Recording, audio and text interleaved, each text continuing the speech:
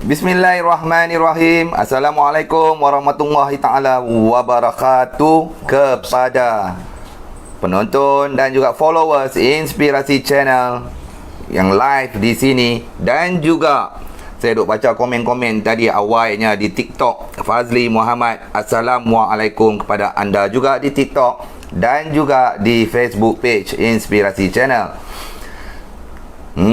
Saya tadi hari ni terkejut tergempak. Penat pun tak ada habis lagi. Tuan Haji kata jom kita buat live malam ni dengan tajuk yang cukup. Hari ni tak ada kertas atas meja saya.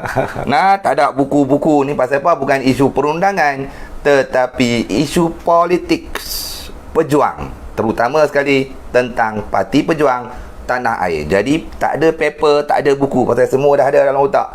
Banyak soalan yang saya nak tanya Tuan Haji Hanif Katri pada malam ini.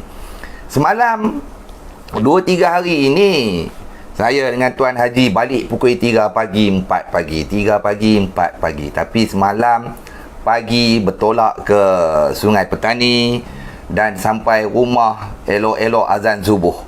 Ingat malam ni nak rehat. Rupanya Tuan Haji tetap bersemangat walaupun penat dan letih untuk terus memberi penerangan, perincian, kefahaman dan nasihat segala macam lah. Tapi kali ini bukan dalam isu perundangan, tetapi dalam isu Parti Pejuang. Bukan isu lah, ini bukan isu. Tajuk yang dipilih, pejuang ada di depan. Pejuang itu adalah Parti Pejuang Tanah Air yang dipengurusikan oleh Tun Dr. Mahathir bin Mohamad. Masa kami di Sungai Petani sampai awal jumpa dengan orang kampung, ada jumpa juga dengan 1-2 NGO. Jadi banyaklah kami kutip pandangan-pandangan yang kami ambil, pandangan-pandangan mereka untuk saya bawakan sama pada malam ini. Pasal tajuk dah Haji pilih hari ni, Haji saya nak tanya sangat-sangat. Pasal apa pejuang diangkat pada malam ini tajuk dia? Baik, terima kasih saudara Fadli dan para penonton. Sebenarnya pembetulan sedikit, mungkin saudara Fadli memanglah penat. Dia yang drive pergi dan balik, saya duduk sebelah, kurang penat sikit. Penat dia cuma bila nak tengok cara dia bawa kereta. Baik, sebenarnya tajuk yang dipilih ni mungkin ramai juga terkejut, bukan saja saudara Fadli. Kenapa ianya tidak melambangkan topik biasa, perundangan dan perlembagaan, iaitu tajuknya adalah pejuang sebagai pilihan pembaik pulihan politik negara. Yakni persoalan, adakah pejuang sebagai satu pilihan pembaik pulihan politik negara?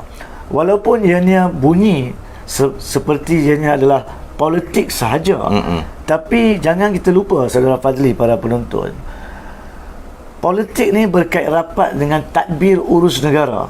Dan tadbir urus negara mestilah berpandukan kepada keluhuran perlembagaan dan konsep kedaulatan undang-undang. Dan selama ini dalam program-program kita berbincang tentang bagaimanakah caranya, sepatutnya mana-mana kerajaan dan pihak-pihak lain termasuk perkhidmat awam serta terutamanya rakyat perlu cari jalan untuk keluarkan negara kita daripada belenggu yang kita alami.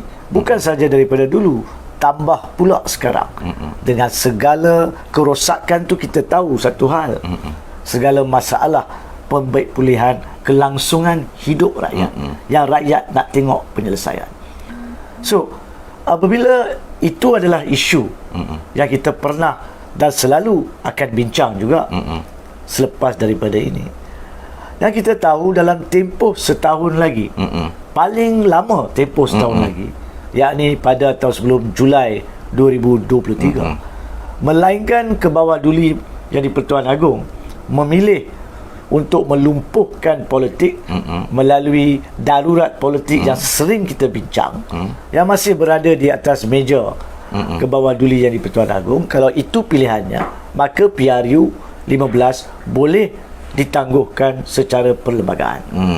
Dan pembaik pulihan negara boleh dibuat melalui perubahan-perubahan yang wajib di bawah perundangan dan dengan penubuhan jawatan kuasa tadbir urus negara berpandukan kepada profesionals. Itu kita dah bincang. Tapi sekiranya untuk kali ketiga ini pun Kebawah Duli Yang di-Pertuan Agong tidak memilih peluang untuk darurat politik, maka kita kena sediakan diri kita. Rakyat kena sediakan diri masing-masing. Para pihak lain kena sediakan diri masing-masing untuk cari jalan alternatif terbaik tatkala sekarang untuk cuba menyelesaikan masalah ni. Yang ni pilihan raya. So apa yang perlu kita bincang, walaupun berkhususkan kepada politik, berkait rapat dengan tadbir urus negara. So atas konsep tersebut, yang kita tahu bahawa parti-parti pilihan utama yang seringkali kita ada sampai PRU 14 adalah penyumbang utama kepada masalah rakyat. Itu hakikat. Penyumbang utama. Penyumbang utama, Saudara Fadli. Kita dah bincang berulang-ulang kali bagaimana sistem tadbir urus Barisan Nasional sejak PRU sejak merdeka sampailah PRU 14 telah menghancurkan struktur urus tadbir negara berpandukan kepada perlembagaan undang-undang. Kemudian kita telah bincang bagaimana apabila Pakatan Harapan naik menjadi kerajaan, dengan perbalahan dalaman Pakatan Harapan menyebabkan mandat rakyat dijatuhkan.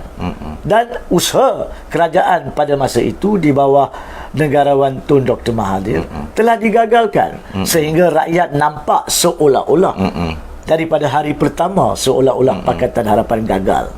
Walhal pada hakikatnya ada sedikit pembaharuan yang telah dimulakan. Tapi dalam tempoh 22 bulan, Sangat pendek. sangat pendek. Berapa lama untuk durian nak berbuah? Betul. 3 tahun, 4 tahun. Berapa lama untuk kelapa sawit nak berbuah? Betul.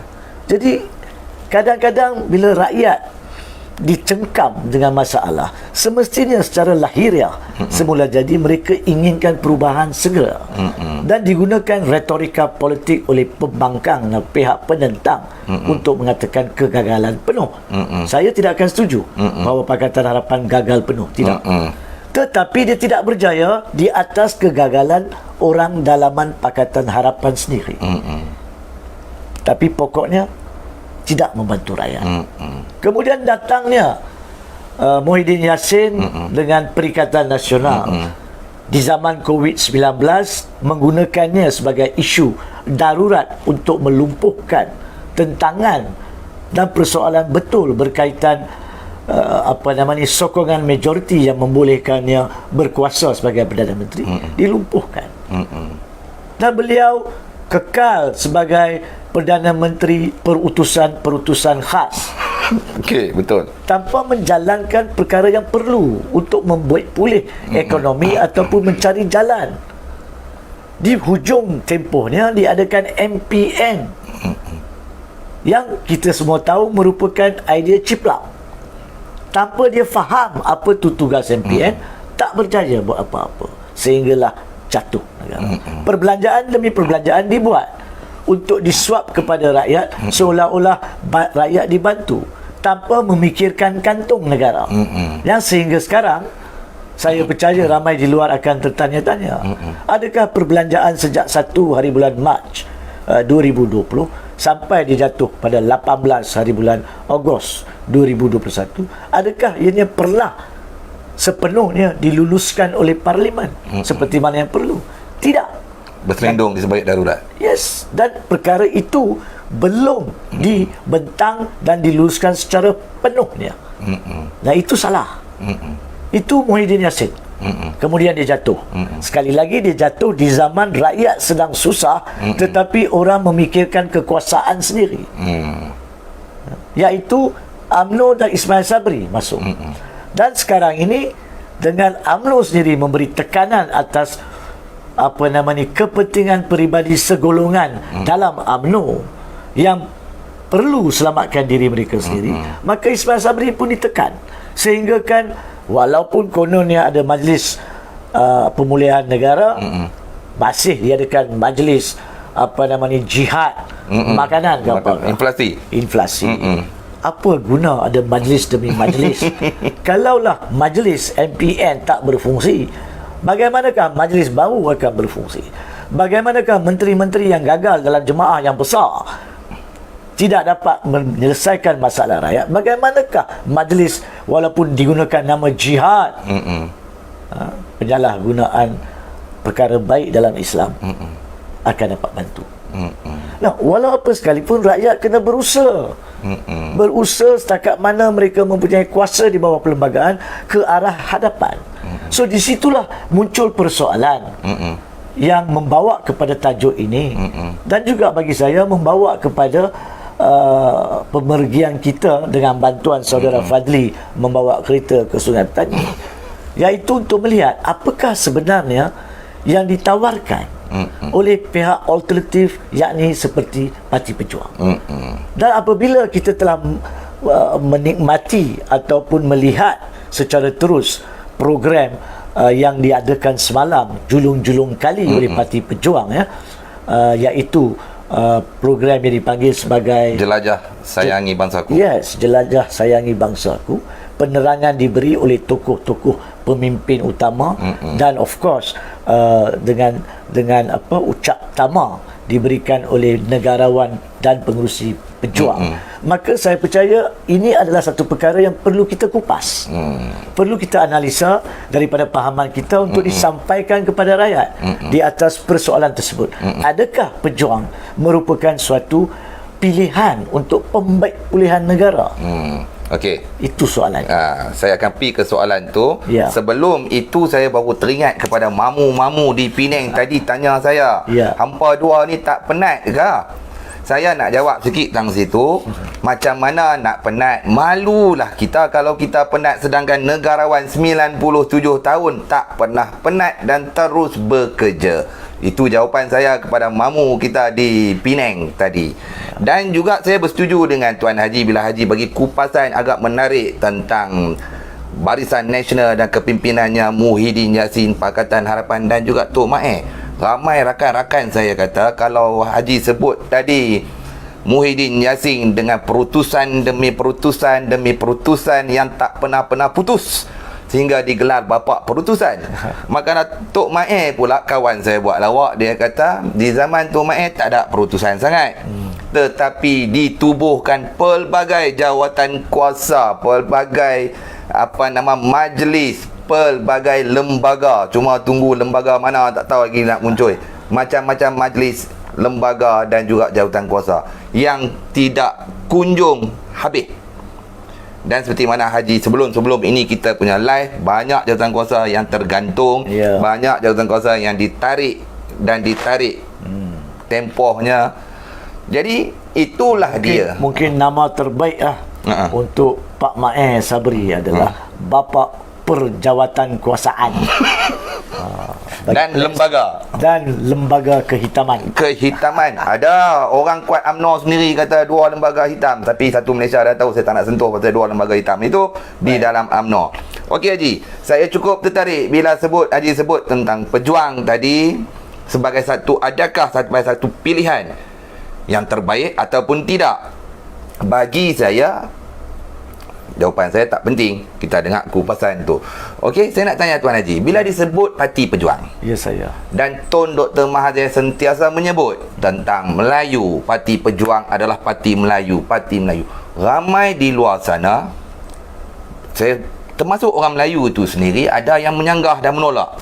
Kenapa perlu ada Parti Melayu lagi? Kenapa tidak multiracial? Kenapa perlu khusus? Adakah ini parti resis? Saya nak mulakan dengan soalan pertama. Bukan saja nak panaskan di luar sana, tetapi adakah Parti Pejuang Tanah Air ini resis kalau buat Parti Melayu? Sebenarnya itu satu soalan yang terbaik, saudara.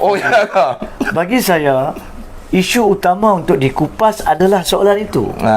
Sebab ramai di kalangan orang, sama ada di lapisan masyarakat Marahin maupun di lapisan masyarakat yang bekerja dengan kerjaya masing-masing, sama ada sebagai pegawai-pegawai di syarikat maupun profesional, bertanyakan soalan yang sama. Dan bagi saya, dalam majlis semalam, persoalan itu dijawab dengan cukup tepat sehingga kan tidak ada orang boleh sanggah penjelasan tersebut untuk membuktikan bahawa niat sebenar penubuhan parti Pejuang oleh negarawan Tun Dr. Mahathir bukannya suatu parti resis, namun ianya merupakan satu perjalanan di atas landasan untuk membaik pulih sistem politik kepartian bagi orang Melayu, iaitu sejumlah rakyat yang terbesar di negara. Tidak bermaksud bahawa ianya ditubuhkan untuk menindas orang bukan Melayu atau bukan Islam. Saya akan kupas kejap lagi. Tapi balik kepada soalan, itulah persoalan yang tidak difahami oleh rakyat di luar.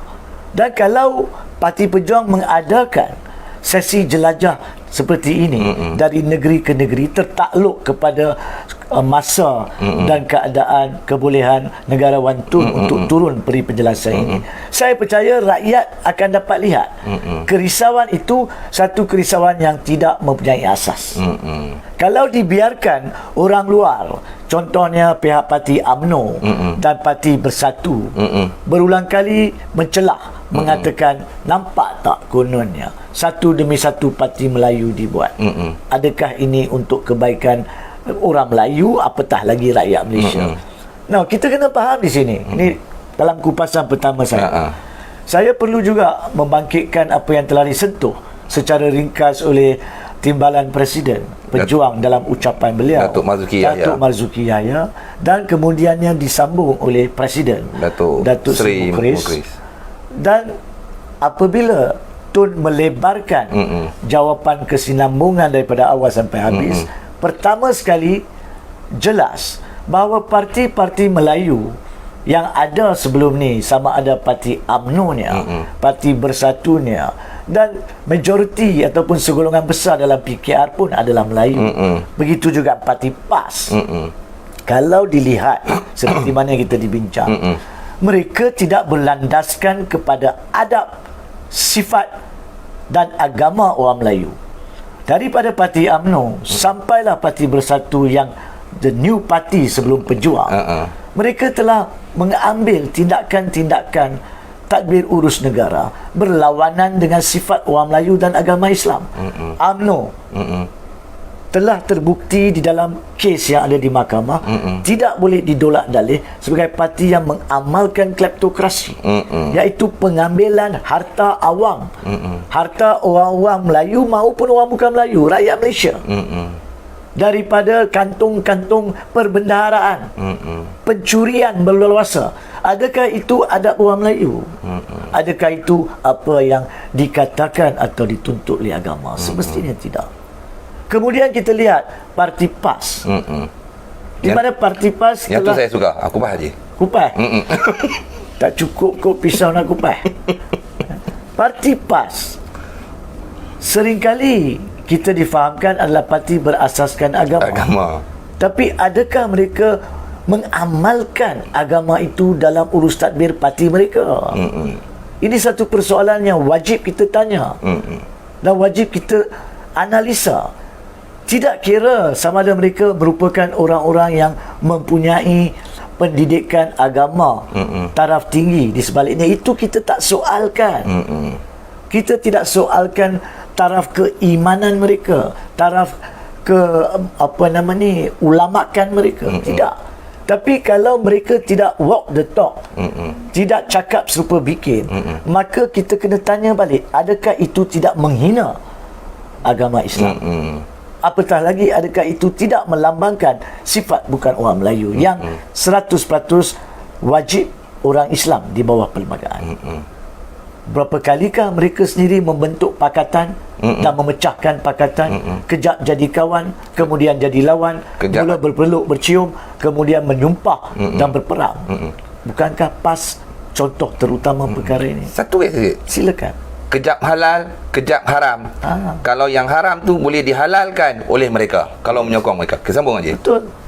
Dan kita dengar berkaitan dengan menyokong pada masa itu sebelum PRU 14, dengan segala isu kleptokrasi masih ingin berjabat tangan dengan parti UMNO Yang mereka kata kafir. yang mereka pada masa itu dan sehingga sekarang amanah yang mengkafirkan, amanah hadi yang mengkafirkan, yang mengkafirkan UMNO belum pun dilupuskan secara betul.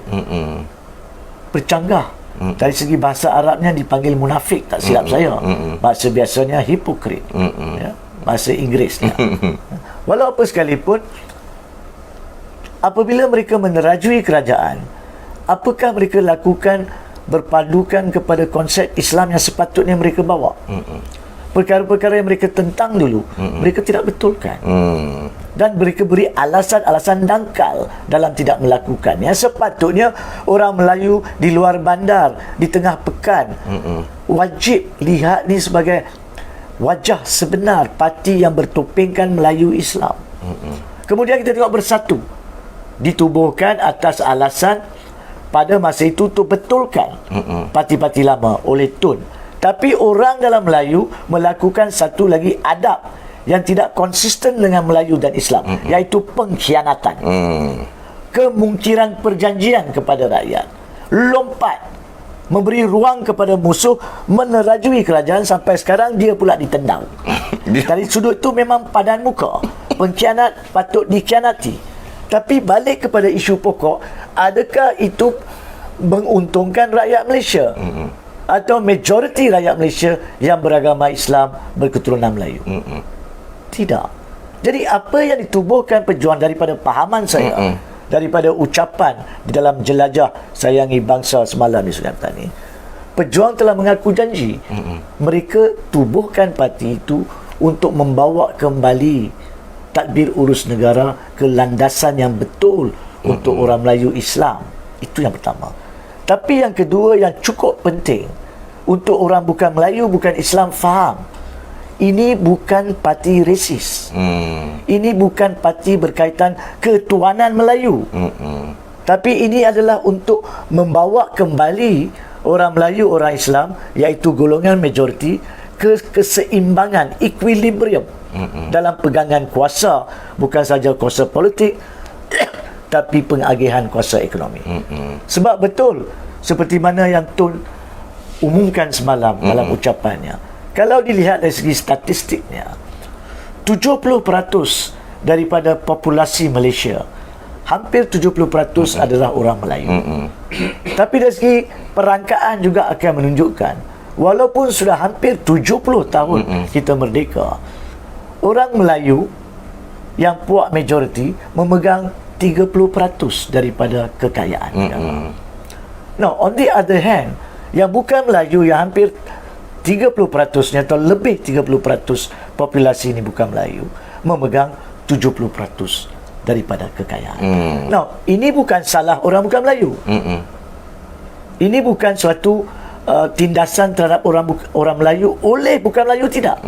Tapi ini adalah kerana kegagalan pihak pemimpin-pemimpin Melayu yang menggunakan parti-parti Melayu palsu daripada UMNO, PAS, Bebas, Bersatu maupun PKR kalau nak makan. Kononnya nak jaga orang-orang miskin luar bandar.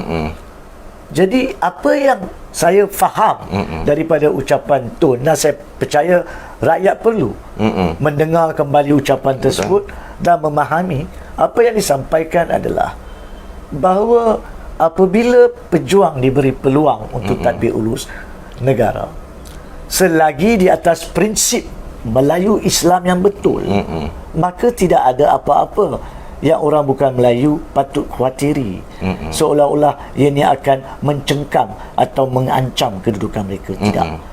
Dan sebenarnya Saudara Fadli, saya agak terkejut dengan cara puas hati apabila saya nampak daripada ramai yang hadir semalam, terdapat beberapa orang yang bukan Melayu. Betul. Yang berada di situ, yang datang dengan anak-anak. Betul.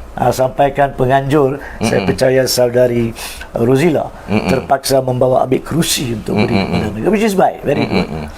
Dan mereka ingin dengar. Betul. Itu menunjukkan keprihatinan mereka untuk faham apakah dia Parti Pejuang, apakah baru yang dibawa Parti Pejuang, apa yang sebenarnya dibawa oleh Parti Pejuang bukannya baru, yang asal, yang asal, yang patut dibawa balik kepada landasan betul, supaya ia dapat bukan membantu orang Melayu saja. Sebab sekiranya ianya membantu orang Melayu dengan cara yang betul, maka ianya membantu equilibrium population keseluruhan Malaysia, termasuk orang bukan Melayu. Dan disitulah dia, saya percaya, menunjukkan keadilan kepada seluruh rakyat Malaysia, bahawa sebagai rakyat Malaysia berpandukan kepada peruntukan perlembagaan, kita patut war-warkan dan usahakan ke semua rakyat Malaysia mempunyai kuasa ekonomi yang sepatutnya. Dan untuk orang bukan Melayu sekalipun, saya yakin ramai yang jujur tidak puas hati bila melihat bahawa pemimpin-pemimpin parti Melayu sebelum ini menyalahgunakan kedudukan mereka, menyalahgunakan konsep dasar ekonomi baru untuk tujuan peribadi dan tidak membantu sahabat-sahabat Melayu yang sebenarnya perlu dibantu. Itu sebenarnya adalah perkara yang saya percaya wajib kita maklumkan kepada rakyat melalui kupasan sebenar, objektif apa yang kita dengar, dan kita harap pihak penganjur, pihak pejuang akan teruskan usaha ini untuk beri rakyat faham mana-mana pergerakan saudara Fazli, ya, tak kisah dalam bentuk parti maupun dalam bentuk lain, NGO-nya, aktivisnya atau sebagainya, tidak akan bergerak dengan sepatutnya, melainkan penjelasan istiqamah konsisten dilakukan dari masa ke semasa. Sebab apa? Sebab rakyat berada dalam keadaan dah jemu dengan politik, dah muak dengan politik. Apa sekalipun dicakapkan dengan politik, orang tak mau dengar. Jadi kita kena jelaskan. Walaupun orang yang muak berlari-lari, berpusu-pusu nak tahu. Sebab dalam kepalsuan yang kita ada di dunia ini, orang masih yakin ada benda yang ikhlas, yang jujur. Orang tak tahu siapa yang ikhlas, siapa yang jujur.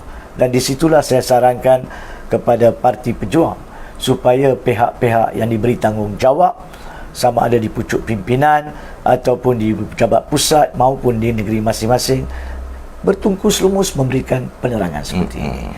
Dan yang lebih penting bagi saya percaya rakyat pun nak tahu apakah dia amalan yang dilaungkan ni, yang dinyatakan dengan jelas tun ini juga dapat dipraktikkan secara konsisten oleh Parti Pejuang sehingga membantu rakyat. Saya rasa itu adalah perkara-perkara yang perlu ditunjukkan oleh Parti Pejuang, dan insya-Allah sekiranya itu ditunjukkan, maka bebas daripada apa yang berlaku di PRN Johor. Tidak ada benda yang menghalang untuk pejuang berusaha dan mencapai kejayaan di atas apa yang telah dilaungkan, iaitu untuk menentukan pembentukan kerajaan.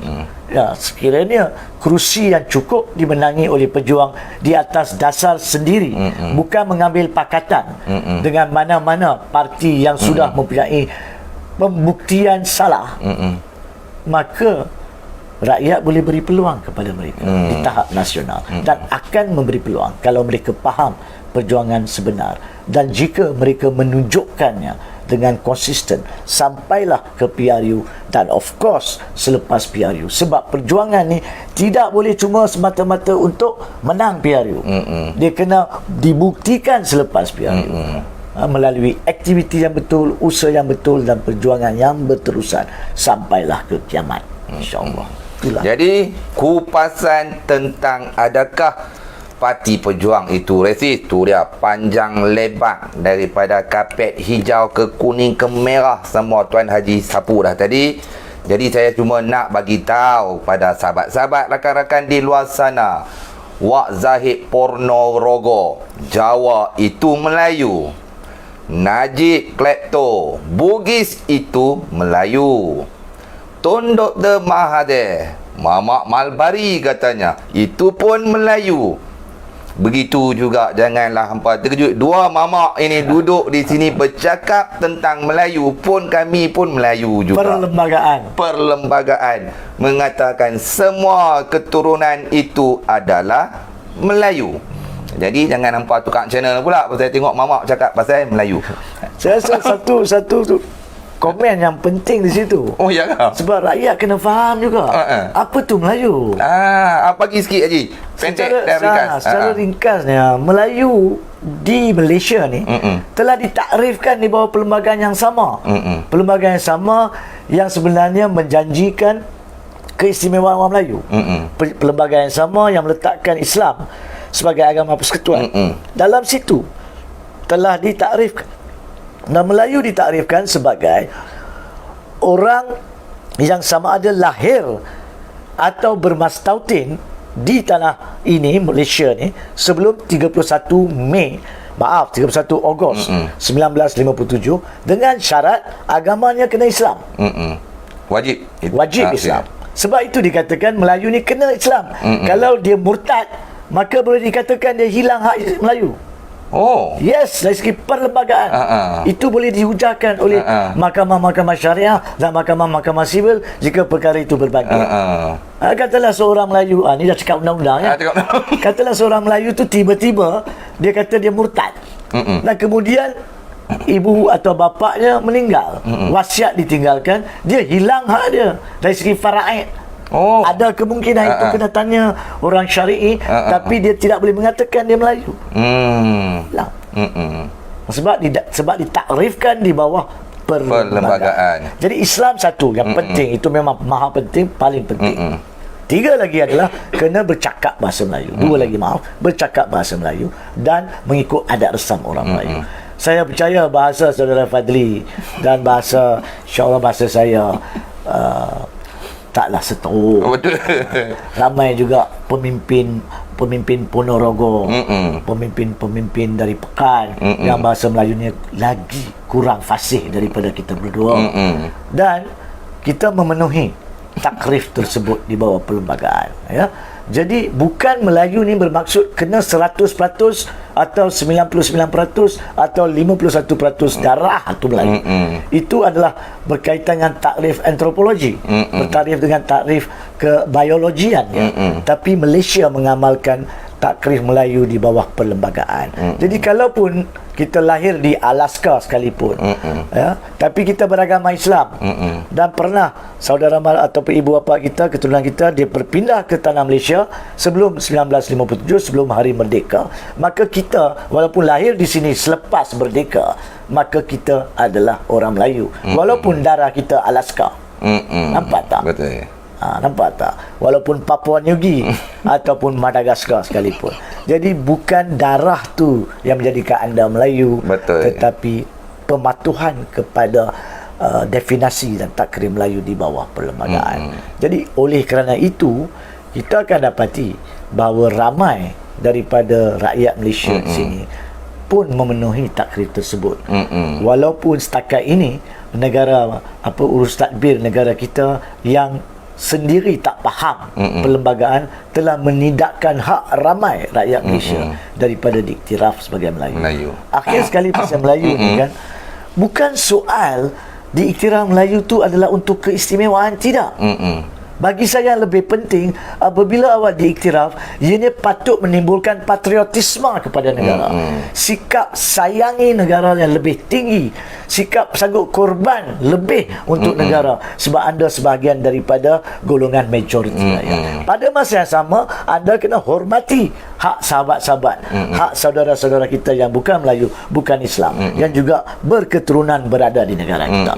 So itu sebenarnya adalah isu tentang Melayu. Kalau dilihat secara syumul, ya, walaupun parti mungkin bersasarkan pada perkauman, begitu juga parti MCA ni, begitu juga parti MIC ni, dan beberapa parti keturunan Cina maupun keturunan India lain. Kalau mereka faham segala perkara ini, maka tidak menjadi isu sama ada parti itu kononnya parti keturunan, selagi mereka boleh mengorak polisi-polisi mematuhi perlembagaan untuk menaikkan jurang yang lemah, menaikkan jurang yang miskin, merapatkan keadaan supaya perpaduan akan terselah. InsyaAllah. Orang tak mau cakap, saya tetap nak cakap. Kupasan tentang Melayu, pendek, padat dan ringkas. Saya nak nasihat kepada Wak Zahid Ponorogo. Okey, anda Presiden Parti Melayu kononnya terbesar di Malaysia, tapi anda suka menghina bangsa anda sendiri. Anda mempermainkan dengan gelaran kuti itu, ini kuti sana, kuti, tapi anda lupa Perlembagaan Malaysia mendefinisikan semua kaum-kaum ini, tak kiralah Bajau ke, Bugis ke, Jawa ke, Mamak ke, dia adalah Melayu. Gujarati ke? Jadi artinya apa yang Zahid cakap, engkau ludah balik ke muka engkau, kerana kita semua dipanggil Melayu di bumi bertuah Malaysia ini. Okey Haji, saya nak tarik Haji patah balik My Pejuang. Tadi kita dah terkeluar sikit landasan. Sorry, itu saya bagi terkeluar ni, saya nak tarik balik. Hari ini bukan kata saja live di Facebook, di TikTok, ada tetamu juga live di sini di depan kami. Satu saya tak tahan, dia sedap duk isap rokok saya duk meneleh ayat liok, tengok yang tu ya. Hak tu tak tahan. Bila ada orang live di sini, kawan-kawan di sini, itu membuat saya teruja sangat. Apa pun Haji, kita patah balik. Tadi Haji terangkan tentang Parti Pejuang. Adakah Parti Pejuang itu resis? Haji dah jawab dengan kupasan menarik. Ada lagi? Ada juga saya nak sebut. Sebelum ni Haji sebut, saya nak sebutlah satu perkataan Macai-Macai UMNO kata pula, Parti Pejuang dan juga Tun Dr. Mahathir inilah pemecah belah orang Melayu. Apa pandangan Haji? Baik, sebenarnya satu soalan yang sampingan yang juga menarik. Oh, juga menarik kali ini. Saya tak tahu, mungkin selepas awak balik dari Sungai Petani, macam-macam idea atau makanan yang betul awak makan telah pun mencernakan, menzahirkan idea-idea di fikiran awak. Baik. Cukup baik. Sebenarnya kan, kalau kita kaji dengan objektif sejarah Malaysia dan semasa tadbir urus negara di bawah kepimpinan Tun Dr. Mahathir, pada masa dia menjadi Perdana Menteri keempat maupun pada dia menjadi Perdana Menteri ketujuh, pada hakikatnya zaman itu bukan zaman internet, betul, bukan zaman Facebook maupun TikTok dan sebagainya. Fakta yang kita perolehi adalah kononnya seperti yang dilaporkan di dalam surat khabar utama. Tetapi apa yang dilaporkan dalam surat khabar juga adalah berpandukan kepada editorial-editorial yang cenderung kepada mana-mana politik pada masa itu. Ramai yang membaca surat khabar utama pada masa itu seperti The Star, NST dan sebagainya akan memperolehi maklumat yang mereka anggap sebagai tepat faktanya, tapi tidak ada peluang untuk mengesahkannya. Dan daripada kajian yang saya buat secara peribadi, secara objektif, saya dapati banyak fakta yang tidak tepat. Nak kata tipu tidak, tapi tidak tepat. Sebab dia akan cerita satu perkara tapi tidak lengkapkan sampai tamat 100%. Isu berkenaan dengan, contoh berkenaan dengan memali, berkenaan dengan forex, BMF, berkenaan dengan ops lalang, berkenaan dengan pengurangan kuasa mutlak raja-raja, berkenaan dengan pindaan perlembagaan tentang kebenaran raja-raja untuk meluluskan undang-undang yang dibentangkan. Semua perkara ini tu tempoh 22 tahun tidak begitu tepat 100%, sehingga menimbulkan fahaman salah kepada minda rakyat. Kononnya Tun yang mengakibatkan nombor satu, pemecahan struktur perlembagaan dan perundangan negara, maupun telah mengakibatkan perpecahan. Yakni perpecahan di sini adalah, saya percaya, bersangkutan dengan beberapa pemimpin-pemimpin lapisan kedua di zaman dia yang tidak pernah menjadi lapisan pertama. Well, kalau kita nak menjadi taksub taksub pemimpin, maka kita akan mengatakan disebabkan orang yang kita kononnya taksub itu tidak menjadi, maka kita akan salahkan ketua itu yang menyebabkan dia tak jadi. Taksub itulah yang menjadi dajal utama dalam urus tadbir politik negara. Sepatutnya taksub perlu dibuang seperti mana yang Tun sendiri mengatakan. Saya percaya bila sebagai Perdana Menteri 22 tahun, bila tiba masanya, bila parti dia sendiri telah lari daripada landasan yakni UMNO, dia tak taksub kepada parti, dia keluar daripada parti. Itu saya percaya adalah perjuangan yang betul untuk negara. Awak tak boleh kata saya masih sayang parti walaupun dah durjana, saya masih kena jadi ahli, saya boleh kunci mulut sebab biarlah pemimpin nak buat. Tidak boleh. Bagaimanakah keluar daripada parti, menubuhkan satu parti baru menjadi pemecah umat? Kerana awak tak faham apakah sebab dikeluar. Awak tak faham apakah yang menyebabkan parti utama tu lari daripada landasan. Awak tak faham apakah yang menyebabkan ahli-ahli parti itu yang tidak berani bersuara terhadap kedurjanaan dalam parti. Sampai sekarang, apabila pemimpin yang menghadapi pertuduhan di mahkamah dah tempoh 4-5 tahun, masih belum ada dalam parti UMNO yang sanggup bersuara memaksa pemilihan. Apakah bentuk parti macam tu? Tak nak telok semua. Saya tak nak guna perkataan tu sebab telur sekarang ni dah mahal harganya. Betul. Jadi itu kena dikaji dengan objektif. Kalau terus mengatakan Tun lah yang menjahanamkan orang Melayu, Melayu yang pecahkan Melayu. Yes. Salah. Kenapa jadi macam tu? Kaji faktanya. Tengok dulu. Kemudian bersatu. Siapa yang pecahkan bersatu? Tun ke? Siapa yang lari keluar daripada Pakatan Harapan? Siapa yang pecat Tun? Dan pecat Tun. Dan kemudian bila surat dimajukan, bila dijemput masuk balik dan Tun terima masuk balik, dikatakan jemputan dan penerimaan masuk itu tidak sah pula. Apakah perangai ni? Adakah itu sifat orang Islam? Betul. Jadi ada sebab. Setiap ni ada sebab. Kadang-kadang kita lihat dengan mata yang separuh. Sebab kita tak suci dalam hati. Kita nak cari sebab untuk menuding kepada orang tertentu. Saya tidak mengatakan segala benda yang Tun buat tu 100% semuanya betul dan berjaya. Sebab semua kita sebagai manusia, kita tidak maksum. Kita tak sempurna. Tapi apa yang saya yakin daripada kajian saya, setiap keputusan yang dibuat oleh Tun pada setiap masa, pada masa itu sememangnya tepat. Apa yang berlaku selepas itu tidak boleh dikawal melalui keputusan. Tertakluk juga kepada para pemimpin lain. Saya ambil contoh Malaysian Corporatize.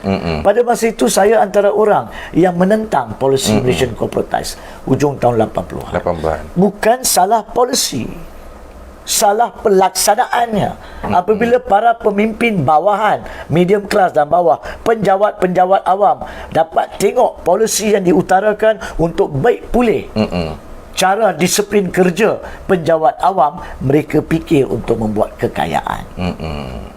Di mana mereka pun meletakkan diri mereka, menubuhkan pelbagai GLC, meletakkan diri mereka dalam lembaga pengarah, melantik diri mereka untuk memegang jawatan yang mempunyai imbuhan-imbuhan, sehingga kan kita ada ketua setiausaha negara yang mendapat RM30,000 sebulan tambahan selain pada gaji KSN untuk tidak buat apa-apa seperti yang diakui. Itu adalah penyalahgunaan polisi yang dimaksudkan untuk menaik taraf disiplin penjawat awam. Ya, pada masa itu polisi itu betul. Cara dilaksanakan oleh orang yang diberi tanggungjawab untuk laksanakan menyalahgunakannya dan sekarang menuding jari kepada polisi tersebut ataupun pembuat polisi tersebut. Siapa yang durjana? Mereka yang keliling pemerintahan 22 tahun yang tidak jujur kepada kerja mereka, tidak amanah kepada kerja mereka, tidak memberi fakta yang betul, perangkaan yang betul. Mereka perlu dan wajib mengambil tanggungjawab untuk menjawab bahawa mereka menyumbang kepada kegagalan keputusan-keputusan yang ada. Bagi saya itu hakikatnya. Ya, kalau kita nak berdebat lanjut tentang perkara ini, saya sarankan adakan satu debat terbuka. Bawalah fakta-fakta, perangkaan-perangkaan, dan kita akan bawa perangkaan itu. Dan ini bukannya taksub. Yang salah, yang Tun, kalau ada salah, kita nyatakan. Dalam pengalaman saya lah, Saudara Fadli, saya dapati perjuangan Tun ni bukan untuk diri dia langsung, maupun keluarga dia langsung. Ini adalah untuk negara, agama, bangsa. Jadi tak boleh taksub. Jadi kita tak boleh taksub. Tak boleh taksub dekat Tun Mahathir. Tak boleh. Sebab Tun Mahathir pun tidak akan izinkan orang taksub pada dia. Orang kata saya taksub, sebab tu saya tutup muka ni kena batang hidung saya. Dan kita tak boleh taksub pada sesiapa sahaja. Sedangkan dalam agama mengatakan kita wajib patuh kepada ibu bapa. Tapi kalau ibu bapa sendiri lari daripada landasan agama, melakukan perkara yang mungkar, yang betul-betul dosa besar, kita tak wajib patuh. Bukankah itu dalam agama? Bagaimana kita nak taksub 100% kepada keluarga sekalipun? Tak boleh. Tak boleh. Kalau kita buat macam tu, kita bukannya mengamalkan Islam dan boleh dipersoalkan kemelayuan anda. Umur saya 10 tahun. Tahun 1985, bulan dah tak ingat. Saya jalan kaki, orang bukan senang. Jalan kaki pergi sembahyang Jumaat di Masjid Negeri Pulau Pinang. Ketika itu Perdana Menteri keempat hadir solat Jumaat di situ. Saya dapat salam tangan Tun Dr. Mahathir buat pertama kali tahun 1985, umur saya 10 tahun. Awalnya Saya salam cium tangan dia, saya lari balik macam kuda. Nak habaq kat mak saya dapat salam dengan Dr. Mahathir ketika itu. Mungkin yang tu lah kot.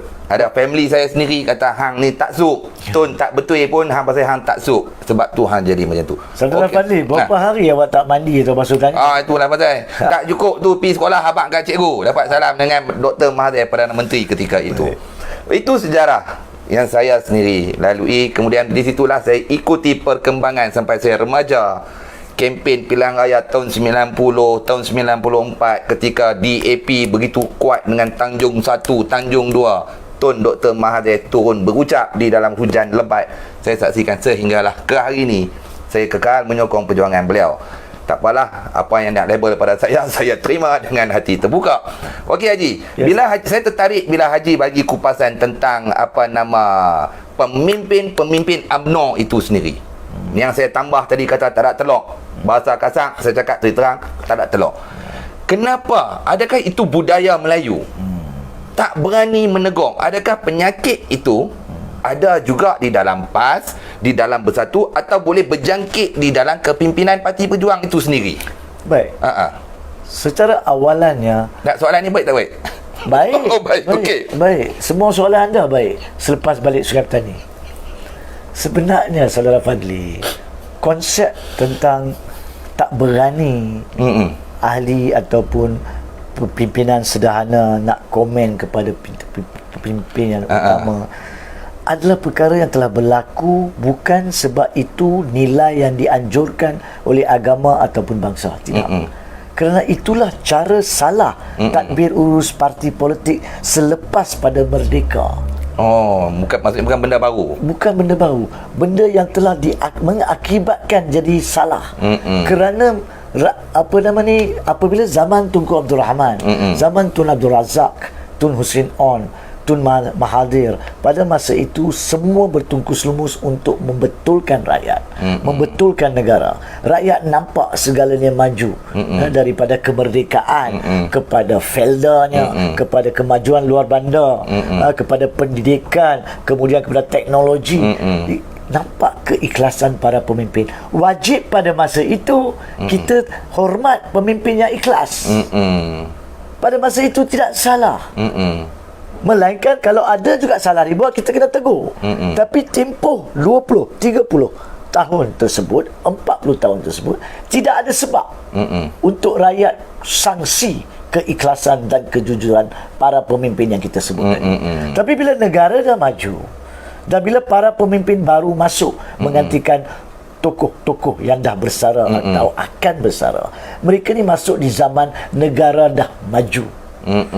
Kononnya tidak ada apa lagi yang perlu dibuat untuk melanjutkan kemakmuran rakyat. Sedangkan ramai lagi yang masih miskin, ramai lagi yang belum ada api atau airnya, dan sekarang ni belum ada internetnya. Itu mereka tidak fikirkan sebab mereka nampak bangunan-bangunan mencakar langit. Mereka nampak industri-industri besar, stadium-stadium yang besar. Kita dinamakan Asian Tiger. Mula mereka berfikir tentang diri sendiri, mengadakan cara-cara membuat bisnes untuk atas nama kononnya negara, tapi menjana duit untuk poket sendiri. Dan pada masa itu para pemimpin lain yang sedar sepatutnya tegur, sepatutnya perbetulkan, sanggah perkara itu sejak tahun 2000 ke atas. Tetapi tidak, kerana mereka mengatakan dulu kita tak tegur. Dulu tak tegur sebab tidak ada sebab nak tegur. Islam mengatakan bila benda tu salah, kena katakan salah. Bila benda salah berlaku, 40, 45, 50 tahun lepas merdeka, kita wajib tegur. Dan itulah yang menyebabkan doktrinasi yang dibuat oleh parti seperti UMNO, parti-parti lama ni, menyebabkan ahli-ahli diam. Walaupun mereka tahu, bercanggah. Tapi pada masa yang sama, mereka pun mendapat impuhan, mendapat keistimewaan. Orang atas mungkin buat berpuluh juta, yang bawah dapat berpuluh ribu. Benda haram telah diketepikan dan dikunci mulut. Benda halal diketepikan. Oh, haram. Benda halal diketepikan, benda haram diambil. Terima kasih. Dan dikunci mulut, berlawanan dengan tuntutan agama.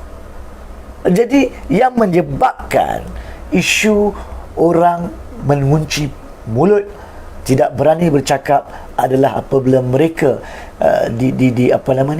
digalakkan oleh mereka-mereka yang telah puas hati, kononnya negara sudah maju dan masa untuk membuat duit sendiri. Itulah mulanya zaman di mana sistem politik telah pun dirogol dan diliwat. Kerana politik adalah perkhidmatan rakyat, bukan untuk diri sendiri, bukan untuk parti anda pun. Parti diwujudkan untuk mengumpul orang berkhidmat bagi rakyat, bukan untuk berkhidmat diri mereka sendiri. So perkara ini bukannya perkara yang wujud dulu. Sebab itu perjuangan Tun adalah untuk mengembalikan rakyat kepada sifat perkhidmatan politik asal yang saya katakan. Asal. Semasa kita belum merdeka, semasa kita berjuang untuk merdeka, dan semasa kita majukan negara selepas merdeka, yang kini dihancurkan apabila kita telah mencapai satu kemajuan. Walaupun kemajuan ini patut diteruskan, tapi kita dipimpin oleh pemimpin-pemimpin durjana yang mengkhianati agama dan negara, maka kita dapatlah apa yang kita ada sekarang. Oleh itu, kita perlu bawa balik kepada landasan betul. Jadi walaupun mungkin itu parti yang ke-87 sekalipun, maka perlu adakan. Bukannya ada 4 atau 5 parti. Sebab akhirnya, menjawab soalan ini saudara Fazli, kenyataan sebenar yang patut orang-orang Melayu faham dan ungkapkan, Pejuang ini bukannya parti Melayu yang keempat. UMNO, PAS, Bersatu, Pejuang. Ia bukan parti yang keempat. Ini daripada pahaman, sekiranya perjuangan itu diamalkan secara konsisten, maka Pejuang adalah parti Melayu asal. Yang tiga lagi tu palsu. Oh, itu sebenarnya. oi, syok dengar tu. Dari sudut agama dan bangsa. Itu sepatutnya naratif yang patut difahami oleh rakyat dan akar umbi, untuk mereka sendiri yakin dengan perjuangan parti mereka. Kalau mereka tidak yakin dengan perjuangan parti mereka, masakan rakyat boleh yakin? Tapi label yang Haji letak tu, saya rasa terlalu besar tu. Sebagai parti asal mengatasi UMNO, PAS dan Bersatu. Jadi saya nak nasihat sikit boleh? Silakan. Kepada kepimpinan parti Pejuang, semua tu sahabat saya dalam tu.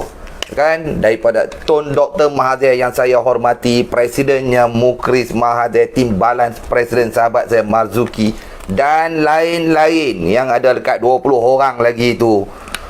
seperti mana Haji cakap tadi, jatuh busuknya sesebuah organisasi apabila anda tidak berani menegakkan kebenaran, seperti mana Tun selalu pesan, berani berkata benar walaupun pahit. Jadi kepada kepimpinan yang ada, bertuahnya anda dapat berada di situ, tetapi seperti mana apa yang dikatakan oleh Tuan Haji Hanif Katri, Parti Pejuang adalah parti asal untuk Melayu, bukannya UMNO bersatu dan PAS galaskan tanggungjawab. Walaupun secara peribadi banyak daripada di dalamnya saya tidak yakin mampu melakukannya, dan saya yakin dan percaya kepada Tuan Dr. Mahathir, Mukhlis Mahathir dan juga Marzuki, lakukanlah sebarang ataupun riset pejuang ke, ubah suai sikit kepimpinan yang ada, yang tak boleh pi tolak tepi buat masuk orang-orang baru. Kerana apa? Ini ruang dan peluang. Kerana apa yang dikatakan oleh Tuan Haji Hanif Katri, begitu juga saya, begitu juga anda di luar sana tahu, UMNO dipimpin oleh penyangga, PAS dipimpin oleh si penunggang agama, Bersatu dipimpin oleh pengkhianat. Pejuang adalah masih lagi suci dan bersih dipimpin oleh negarawan Tun Dr. Mahathir bin Mohamad. Correct me if I'm wrong. Kalau ada apa Haji nak tambah? Nothing to correct. Cuma nak dikatakan, saya percaya kalau ahli-ahli pejuang sendiri yang ada sekarang ini, kalau mereka faham perjuangan ini, saya yakin mereka boleh menggandakan usaha dan membawa pejuang kepada aras yang sepatutnya pejuang untuk menjadi pilihan yang sebaik mungkin kepada rakyat sekarang ini. Apabila datangnya PRU15, satu pilihan alternatif jika PRU15 diadakan. Tapi pada masa yang sama, kesemua mereka di dalam sistem tadbir urus parti pejuang wajib ingatkan diri sendiri pada setiap saat, bukan setiap hari, setiap saat, bahawa perjuangan ni bukan untuk diri sendiri. Perjuangan ni adalah untuk negara, untuk agama, dan semestinya lah untuk bangsa. Jadi setiap langkah yang diambil, setiap perkara yang dilakukan, perlu letakkan kepentingan diri di tangga terbawah, kosong. Kita tak penting. Yang betul. penting adalah rakyat. Yang penting adalah perkhidmatan. Saya yakin dengan pucuk pimpinan yang ada, mereka dapat membimbing ahli-ahli dan juga pucuk pimpinan di tahap negeri dan sebagainya untuk seringkali memperingati perkara itu. Jika mereka, yakni pejuang, nak kekal sebagai satu parti Melayu Islam yang asal Dan relevan. Saya nak, belum habis, nak tinggal lagi tentang Parti Pejuang. Tuan Haji dah kupaskan yang Parti Pejuang bukannya parti resis. Dan Tuan Haji juga kupas tadi tentang perbezaan yang ada, macam mana Tuan Haji meletakkan label lah Parti Pejuang adalah Parti Melayu yang asal, bukannya UMNO, bukannya Bersatu, bukannya PAS. Saya nak heret sikit je, tak jauh, 5 meter je.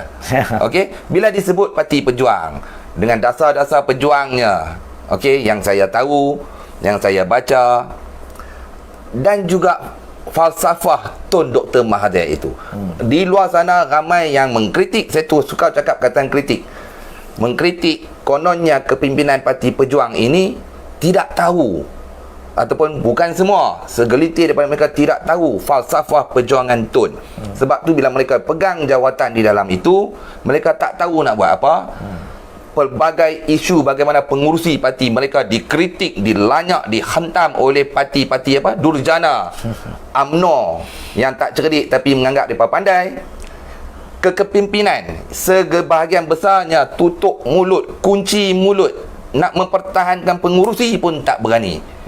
Di mana, saya nak kaitkan soalan itu, di mana Marhain pun tahu Tun terkenal dengan agresifnya, berani berkata benar. Di mana falsafah Tun itu sendiri yang sering kali diorang sebut falsafah Tun tidak boleh diadaptasi dan dibawa oleh kepimpinan Parti Pejuang? Baik, sebenarnya okey, soalan tu. Ya, tapi sebenarnya soalan itu wajib diajukan kepada para pemimpin pejuang sendiri. Ya. Tapi bagi saya lah, Sebagai orang luar. Ya, saya faham. Sebagai orang luar dan sebagai yang sedang menganalisa pilihan-pilihan yang ada kepada rakyat menjelangnya PRU15. Saya percaya jika para pemimpin pejuang mengunci mulut untuk tidak menegakkan benda yang benar dan tidak menyanggah benda yang salah, berpandukan pada fakta dan undang-undang, maka mereka gagal dalam melaksanakan falsafah perjuangan TUN yang dituntut oleh agama. Dan di sini mereka sepatutnya tanya diri sendiri mereka. Kalau kita sendiri tak boleh sebagai pemimpin memperjuangkan apa yang wajib diperjuangkan sebagai parti asal, maka bagaimanakah kita nak dapatkan keyakinan rakyat untuk menyokong pejuang? Sama-samalah saya harap parti pejuang, jika ada antara mereka yang sedar tidak mengikuti perjuang sebenar yang difalsafahkan oleh negarawan TUN, maka betulkanlah diri sendiri. Dan perlu seringkali setiap saat, seperti saya katakan, setiap amalan kita, setiap tindak tanduk kita, setiap peribahasa kita perlu berlandaskan kepada apa yang dituntut agama dan bangsa. Yakni kita tidak boleh memberi contoh atau amalan yang sama dengan contoh dan amalan parti-parti durjana lain. Kalau itu berlaku, maka pejuang mungkin lari daripada landasan dan mungkin nanti tiba masanya perlu ada satu parti baru yang perlu menjadi parti asal. Saya harap dan saya percaya pejuang boleh menjadi parti asal yang terakhir sebelum kita sampai kiamat, insya-Allah. So itu sahajalah bagi saya pandangan ringkas saya, terutamanya tentang apa yang saya lihat bersama dengan saudara Fadli semalam. Dan saya yakin apa yang dilihat, kalau difahami oleh rakyat, bagi saya sebagai seorang luar, setakat ini bagi saya pejuang boleh menampilkan suatu platform untuk meyakinkan dan dipercayai rakyat, sama ada yang Melayu maupun bukan Melayu, dan tidak lewat untuk perkara itu diberi faham dengan lebih jelas. So sekian rumusan berkaitan dengan parti pejuang. Apa dia tahu, lupa. Kupasan menarik. Ingatlah, kita mengkritik bukan kerana kita suka mengkritik. Tidak. Kalau tanya pasal UMNO, pasal Bersatu, pasal PAS, pasti saya mengkritik kerana begitu besar kesalahan yang mereka lakukan. Untuk kepimpinan pejuang, anda semua rakan-rakan saya. Tapi apa yang saya tujukan soalan itu tadi, itulah cakap-cakap marhain yang perlu diperbetulkan, yang perlu diatasi, kerana kasih sayang kepada negarawan Tun Dr. Mahathir begitu tebal. Kerana bagi mereka, parti pejuang itu adalah Tun Dr. Mahathir, dan Tun Dr. Mahathir itulah parti pejuang. Kita tak boleh sangkal, kita tak boleh nafikan perkara itu. Kehadiran rakyat marhain menyokong parti pejuang ataupun menyertai sebagai ahli parti pejuang kerana suka ataupun tidak kerana ketokohan, kenegarawan Tun Dr. Mahathir bin Mohamad. Jadi kepada pemimpin-pemimpin yang ada, yang diberi mandat, diberi peluang, galas dan pikul, bawalah semangat harimau Asia itu. Bagaimana sifat kepimpinan Tun Dr. Mahathir itu. Jangan biarkan Tun Dr. Mahathir diserang, diasak, dikritik tanpa ada yang mempertahankannya. Itu pandangan marhain. Dan saya bersetuju tentang perkara itu. Kita sayang seseorang, jangan biarkan dengan pemimpin-pemimpin daripada parti durjana seperti mana kata Tuan Haji Hanif Khatri, sewenang-wenangnya mereka. Sewenang-wenang. Apa saja isu, pasti Tun Dr. Mahathir dijadi sasaran. Zahid Hamidi di mahkamah pun kait nama Tun Mahathir. Yang berhormat Fuad Zakarsi pun nak tumpang tui juga, orang Penang kata, atas nama Tun Dr. Mahathir.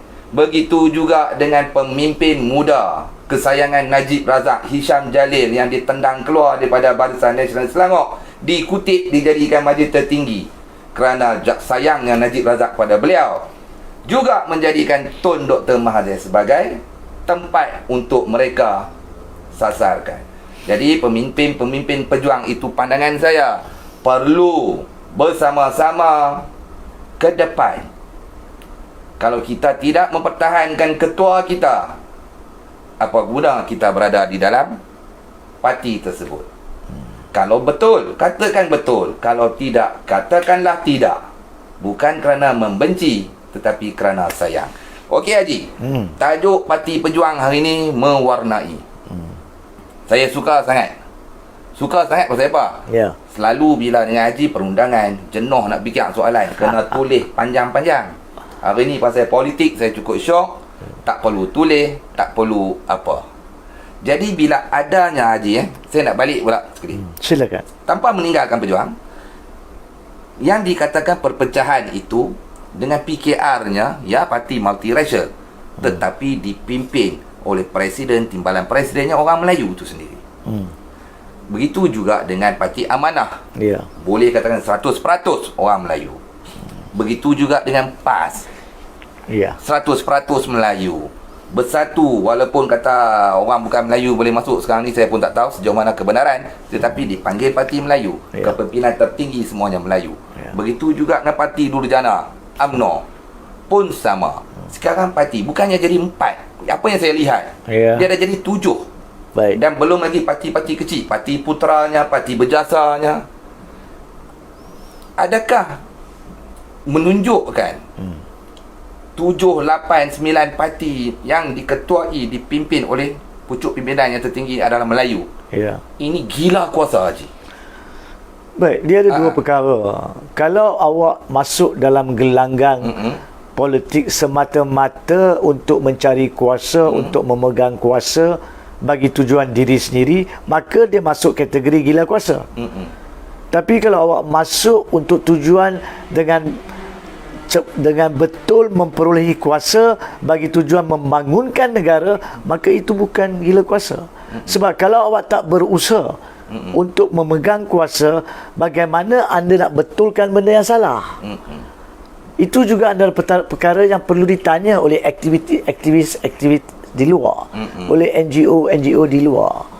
Iaitu sekiranya kita nak perubahan kepada negara dalam perkara yang kita minta secara khusus, maka kalau kerajaan tidak akan melakukannya, bagaimanakah kita di luar, aktivisnya, NGO-nya, boleh usahakan untuk perkara itu berubah? Semestinya dengan berganding bahu dengan parti yang kita percayai sebagai parti yang berusaha seikhlas mungkin, supaya bila dapat pegang kuasa, bukan kerana gila kuasa, pegang kuasa untuk membuat pembaharuan betul demi negara, barulah dia tak menjadi gila kuasa. Nah, pada masa yang sama, cakap pasal menang kuasa dan sebagainya, saya perlu just nyatakan di sini, ramai akan tertanya-tanya, walaupun falsafah pejuang dan sebagainya telah kita kupas, dan mereka pun mungkin faham tentang perkara tersebut, tapi mereka akan tertanya-tanya, bukankah parti ini telah kalah PRN Johor dengan begitu teruk, dan sehinggakan ke semua 42 kerusi telah hilang deposit. Ia satu soalan yang mungkin dihantui orang di luar, malahan juga ahli-ahli parti pejuang. Tapi sejarah telah menunjukkan, dalam mana-mana negara sekalipun, setiap perjuangan pasti ada kekalahan. Tapi kekalahan tidak semestinya mendorong anda untuk hilang fokus dan hilang semangat. Sebab kalau itu mendorong anda untuk hilang semangat, hilang fokus, maka anda besar kemungkinan adalah tergolong dalam komuniti yang hendak menang untuk gila kuasa, bukan untuk berjuang. Nombor satu. Nombor dua, saya sering mengatakan perkara ini kepada mereka yang ikhlas berjuang. Kalau kita lihat di Pakistan contohnya, sampai tahun 1998, apabila parti Imran Khan telah bertanding di Pakistan, cuma satu saja kerusi yang dimenangi di nasional. PRN Johor bukan nasional pun, ia adalah lokal yang tidak melambangkan kepada isu-isu nasional. Dan di Pakistan Ismail Khan pula, Imran Khan seorang saja yang menang kerusinya. Bila media tanya dia, mana masa depan parti awak? Bertanding berpuluh lebih 100 untuk menjadi kerajaan, satu kerusi. Where do you see yourself from here on? Jawapan Imran Khan adalah, wait for the next 20 years. The answer will be there. Dan tepat sekali pada tahun 2018, seperti mana Pakatan Harapan memenangi PRU 14, parti Imran Khan memenangi kerusi menjadi kerajaan. Anda tidak boleh putus asa dalam satu perjuangan yang bermula, tetapi pada masa yang sama dalam mengejar kuasa bagi tujuan negara, anda tidak boleh mengamalkan sifat-sifat buruk yang ada dalam parti-parti lain semata-mata kerana nak menjadi pemimpin, menjadi kerajaan dan kerajaan. Ini yang kena diimbangi. Tak boleh putus asa, tapi tak boleh lari daripada platform perjuangan yang betul. Kalah sekalipun, maintain, betulkan diri sendiri. Cari jalan untuk selesaikannya. Cari pembantu-pembantu, bantuan-bantuan daripada luar, pihak-pihak lain yang faham perjuangan anda. Kembang. Jangan jadi elitist. Jangan jadi syok sendiri. Jangan fikirkan kepentingan anda. Sebab kalau orang lain berminat, maka awak mungkin hilang jawatan. Itu bukannya sifat pemimpin yang ulung, bukannya perjuangan yang saya faham daripada ucapan-ucapan para pemimpin semalam di Sungai Petani. Apa yang mereka hendakkan adalah perjuangan berlandaskan kepada falsafah integriti, falsafah bersih dan falsafah demi berkhidmat kepada rakyat dan negara. Jadi kekalahan Johor bagi saya boleh dikatakan irrelevant bagi tujuan skala nasional. Tapi Parti Pejuang bertanggungjawab meyakinkan kepada rakyat dengan pilihan-pilihan yang boleh diberi kepada rakyat nanti. Itu saja. Apa yang dikatakan Tuan Haji, saya amat bersetuju tentang itu. Apalah tentang gila kuasa itu. Kerana apa? Anda di luar sana, jutaan rakyat Malaysia juga sedar dan tahu. Inilah sebabnya kenapa saya terus menyokong kepimpinan Tun Dr. Mahathir. Beliau memegang jawatan sebagai Perdana Menteri. Beliau tak perlu pun diminta, ditendang, dipaksa keluar untuk meletak jawatan. Tak. 2003 Tun mengumumkan kejutan peletakan jawatan beliau sebagai Perdana Menteri tanpa disuruh. Walaupun dipujuk supaya beliau tidak melepas. Begitu juga pada Perdana Menteri ke-7. Kejutan apabila beliau tak kiralah pengkhianatan ke apa, dengan kejutan terbesar melepaskan jawatan beliau dengan sukarela sebagai Perdana Menteri. Ini menunjukkan Tun Dr. Mahathir bukanlah seorang pemimpin yang gila kuasa. Kerana kuasa bukan segala-galanya. Jawatan bukanlah segala-galanya. Tetapi jawatan dan kuasa itu adalah amanah dan tanggungjawab yang perlu dijawab di akhirat nanti. Apa yang kita gunakan kuasa dan jawatan itu untuk kepentingan agama, bangsa dan negara. Jangan ikut seperti contoh-contoh yang ada dalam kepimpinan UMNO. Sokongan, ketaatan kepada institusi Presiden Najib Razak ketika itu hingga rebah UMNO tergolek. Kan bodoh nama dia tu. Letaklah jawatan elok-elok sebelum tu pun UMNO tak kalah PRU 14. Tapi tak apalah. Begitu juga dengan Muhyiddin. Nak naik cara betul tak boleh, terpaksa tikam sana tikam sini untuk dapat jawatan. Gila jawatan. Akhirnya apa jadi dengan Muhyiddin? Dikhianat, dan dikhianat semula oleh rakan Parti Durjana ini. Okey Haji? Ya, saya. Sejam setengah tengok. Sup settle. Sup cepat masa berlalu. Saya dengan Tuan Haji itulah saya kiat buat 3 jam lepas pada ni. Jangan. Jangan Cukup. 1 jam setengah. Okey Haji. Walaupun hari ni terkejut, tergempak kita buat live kerana masing-masing berpemikiran sampai subuh pagi tadi nak rehat. Tapi bila panggilan Haji kata jom kita buat tajuk ni, terus datang dan buat.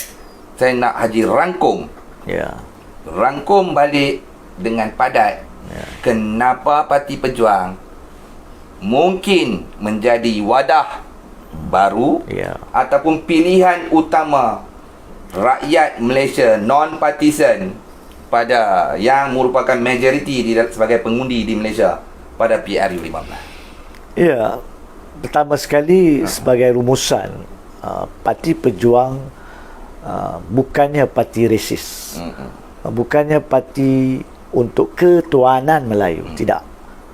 Parti Pejuang adalah berjuang untuk hak segolongan majoriti rakyat Malaysia Melayu, untuk membawa mereka kepada equilibrium, kesamaan, kesemakan kedudukan, pengagihan kuasa dan ekonomi, yang akan membantu rakyat bukan Melayu sekalipun supaya mendapat suatu masyarakat majmuk yang mempunyai agihan kuasa ekonomi yang sama rata, yang berhak diperolehi oleh setiap kaum, dan akan membawa kepada perpaduan. Kalau ini difahami oleh semua, maka Parti Pejuang tidak boleh dianggap langsung sebagai satu parti resis. Yang keduanya, Parti Pejuang bukannya memecah belahkan kaum Melayu kepada pelbagai parti, 4 maupun 7, tapi dia adalah parti yang daripada konsep perjuangan yang telah dinyatakan daripada awal dan insya-Allah dapat diteruskan sepenuhnya, adalah parti Melayu asal, bukannya yang keempat maupun ketujuh. Saya percaya peluang mereka ada selagi mereka kekal pada landasan yang betul, menggunakan konsep perjuangan yang betul, dan memperbaiki diri dari hari ke hari, mengambil bantuan dan pandangan ikhlas daripada mana-mana pihak untuk tujuan perjuangan yang jujur ini. So, tertakluk kepada bila PRU 15 diadakan dan sama ada PRU 15 akan diadakan, Parti Pejuang merupakan satu pilihan untuk rakyat mengharapkan perubahan demi masa depan negara, daripada berharap kepada pihak-pihak parti durjana yang sudah ada, sudah membuktikan mereka bersalah dan terus bersalah dan terus merosakkan negara. Apa guna nak bagi rosak negara dengan bagi pilihan kepada mereka yang buktikan mereka lah perosak? Maka kalau rakyat masih memberi sokongan kepada mereka, tidak mengira siapakah alternatif yang ada, maka kita tak boleh salahkanlah kalau kita masih tak boleh keluar daripada belenggu yang mencengkam negara sekarang ini. Itu saja. Terima kasih. Yang betul dan tepat semestinya daripada Allah Subhanahu Wa Taala, yang kilaf dan pincang kelemahan diri saya sendiri. Assalamualaikum. Jatuh pasti boleh bangun. Jatuh, bangun lagi. Teruskan berjalan, biar sikit lama-lama jadi bukit. Jadi kepada kepimpinan saf Parti Pejuang Tanah Air, anda dipimpin oleh seorang negarawan hebat, bukan standard cap ayam macam Najib, tetapi standard dunia Islam. Jadi gunakan ruang itu, peluang yang ada itu, bersama beliau, bersama falsafah beliau, dalam membantu mengangkat Melayu itu, semestinya Islam, dan juga negara kembali ke landasan sebenar. Saya tak penting, Tuan Haji pun tak penting. Saya ni Tun duduk dalam UMNO pun tetap saya sokong Tun. Tun duduk dalam Bersatu, tetap saya sokong Bersatu. Tun di dalam Pejuang pun saya tetap menyokong Pejuang. Kalau Tun pun mana nak tahu perlembagaan terbalik masuk MCA sekalipun parti Cina pun, saya tetap akan sokong Tun Dr. Mahathir, kerana jasa dan pengorbanan beliau bagi saya tiada tolok bandingnya. Saya quote lagi perkataan yang Tuan Haji cakap tadi, kita bukan maksum. Begitu juga dengan Tun Dr. Mahathir, pasti ada kelebihan dan kekurangan. Kita ni yang duduk dekat-dekat ni dengan beliau, gunakanlah, ambillah ilmu dan falsafah itu, teruskan berkata benar walaupun pahit, teruskan mempertahankan pengurusi parti kesayangan, bukan kata kita saja tetapi majoriti rakyat Malaysia yang digelar Silent Waters. Kami di sana semalam pergi bersembang dengan India, dengan China.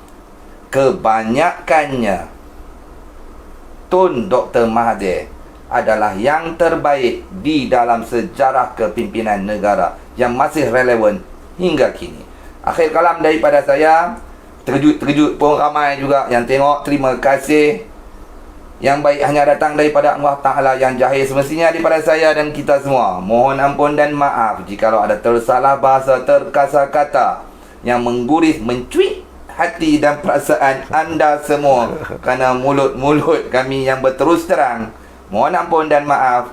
Assalamualaikum warahmatullahi ta'ala wabarakatuh. Waalaikumsalam.